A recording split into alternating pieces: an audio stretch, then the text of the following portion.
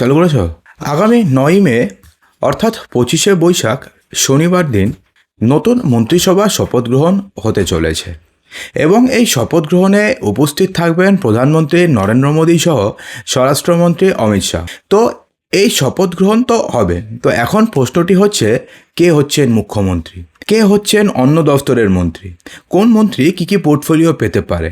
তো বন্ধুরা চলুন এই ভিডিওতে আমরা এক এক করে আপনাদের জানিয়ে দেব যে কে কে কোন কোন পোর্টফোলিও পেতে চলেছেন এবং কে হতে চলেছেন বাংলার মুখ্যমন্ত্রী। তো ভিডিওটি শুরু করার আগে ভিডিওটি শেষ হওয়ার মতো তো আপনারা জেনেই যাবেন, এক্ষুনি আপনারা একটু কমেন্ট করে জানাবেন যে আপনারা মুখ্যমন্ত্রী হিসাবে পশ্চিমবঙ্গের কাকে চাইছেন। তো ভিডিওটিকে একটি লাইক করবেন, ভিডিওটিকে শেয়ার করবেন, আপনাদের একটি লাইকে ভিডিওটিকে আরও 1000 জনের কাছে পৌঁছতে সাহায্য করে।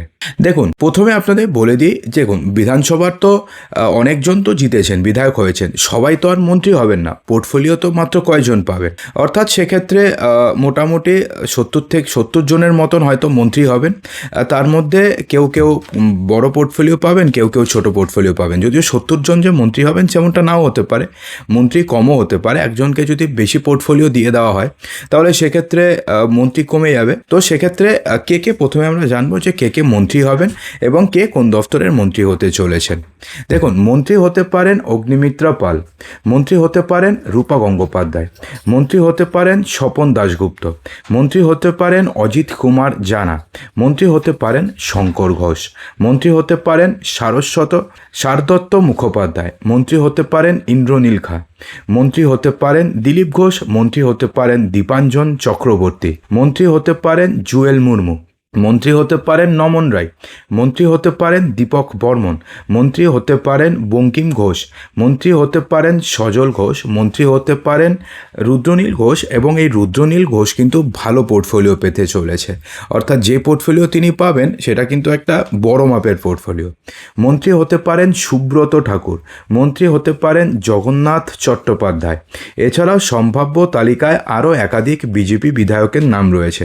বিধানসভার স্পিকার হয়তো হতে পারেন তাপস রায়। বিধানসভা স্পিকারের পোর্টফোলিও কিন্তু একটা বড় সড়ো, অর্থাৎ তার যা পোর্টফোলিও থাকে সেটা কিন্তু খুব বড় পোর্টফোলিও। সম্ভাব্য মন্ত্রিসভার তালিকায় আরও অনেকের নাম নিয়ে বর্তমানে জল্পনা তুঙ্গে রয়েছে। 9 তারিখ বিজেপির মন্ত্রিসভার কয়েকজন সদস্য শপথ গ্রহণ করবেন। যিনি মুখ্যমন্ত্রী হবেন তিনি শুধুমাত্র যে একা শপথ নেবেন তেমনটা কিন্তু নয়, তার সঙ্গে আরও কিছু মন্ত্রী শপথ নেবেন। এবং ব্যাপারটি হচ্ছে সব মন্ত্রী যে শপথ নেবেন ওই দিন তেমনটা নয়, কিছু কিছু মন্ত্রী শপথ নেবেন এবং কিছু কিছু মন্ত্রী পরে তারা পোর্টফোলিও পাবেন। এই 9 তারিখে কারা কারা শপথ নেবে তার একটি তালিকা তৈরি করা হয়েছে। তবে এই তালিকা তৈরি করার ক্ষেত্রে কিছু জিনিস মাথায় রেখেছে বঙ্গ বিজেপি। এক হচ্ছে সমস্ত অঞ্চলগুলোর প্রতিনিধিত্ব যেন থাকে। 2, সমস্ত স্তরে জনজাতির মানুষদের মধ্যে থেকে যেন মন্ত্রী থাকেন সেই দিকে বিশেষ নজর দেওয়া হচ্ছে। বেশ কিছু গুরুত্বপূর্ণ দফতর রয়েছে যেগুলো সামাল দেওয়ার জন্য শিক্ষিত মানুষের দরকার, শহরের মানুষের দরকার, সেই রকম কিছু মানুষকে বেছে নেওয়া হচ্ছে।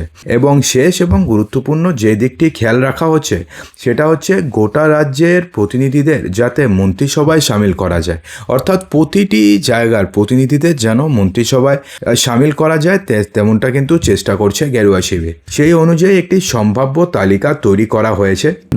তো সেক্ষেত্রে এই সম্ভাব্য তালিকায় কে কে রয়েছেন, অর্থাৎ কে কে কোন কোন মন্ত্রিত্ব পেতে পারেন বলে আপনাদের মানে এরকম একটা ঘোরাফেরি করছে।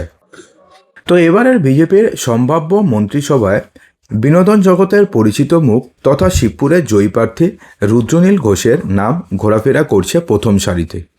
একই সঙ্গে সোনারপুর দক্ষিণ থেকে লড়া দাপুটে নেত্রী রূপা গঙ্গোপাধ্যায় এবং আসানসোল থেকে জয়ী অগ্নিমিত্রা পালকেও গুরুত্বপূর্ণ দায়িত্ব দেওয়া হতে পারে।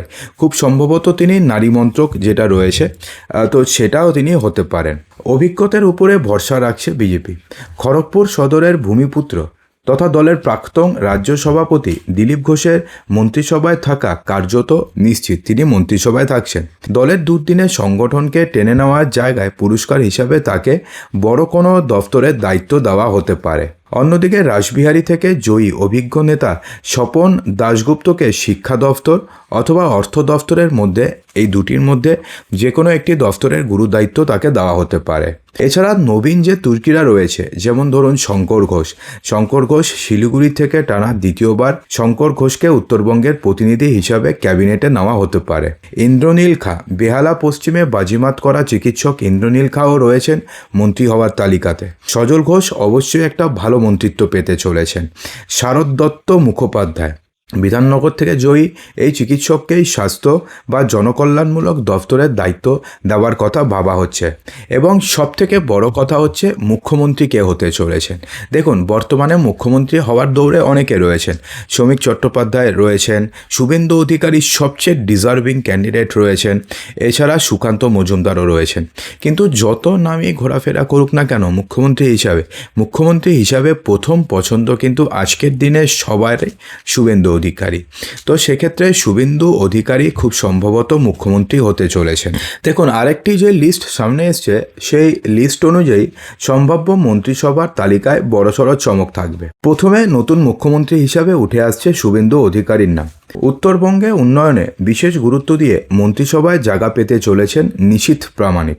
স্বাস্থ্য দপ্তরের দায়িত্ব পেতে পারেন শারদত্ত মুখোপাধ্যায়, অর্থাৎ শারদত্ত মুখোপাধ্যায় যিনি রয়েছেন তিনি স্বাস্থ্য দপ্তরের দায়িত্ব পেতে পারেন। শিক্ষা অথবা অর্থ দপ্তরের মধ্যে যে কোনো একটি দপ্তরের দায়িত্ব পেয়ে যাবেন স্বপন দাশগুপ্ত। মহিলা এবং শিশু কল্যাণ দফতরের জন্য উঠে আসছে অগ্নিমিত্র পালের নাম।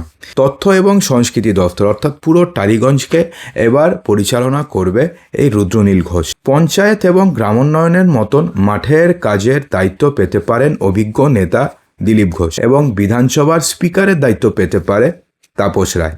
তো সেক্ষেত্রে এটা কিন্তু জাস্ট একটা স্পেকুলেশন, অর্থাৎ এমনটা কিন্তু হওয়ার সম্ভাবনা প্রায় 95%। যদিও সেক্ষেত্রে কিছু চেঞ্জেস হতে পারে, কিন্তু এই সমস্ত যারা বিধায়ক রয়েছেন তারা যে মন্ত্রী পাবেন সে কথা কিন্তু নিশ্চিন্তে বলা যায়। অর্থাৎ যেই সমস্ত বিধায়কদের নাম আমরা আপনাদের বললাম সেই সমস্ত বিধায়কদের মধ্যেই মন্ত্রিত্ব হবেন এবং তারাই মন্ত্রী হবেন। তো সেক্ষেত্রে আপনি কি চাইছেন, কোন বিধায়ক কোন মন্ত্রী পান, আপনার কি মনে হয় অবশ্যই কমেন্ট বক্সে জানাতে একদমই ভুলবেন না। তো অসংখ্য ধন্যবাদ ভিডিওটি সম্পূর্ণ দেখার জন্য।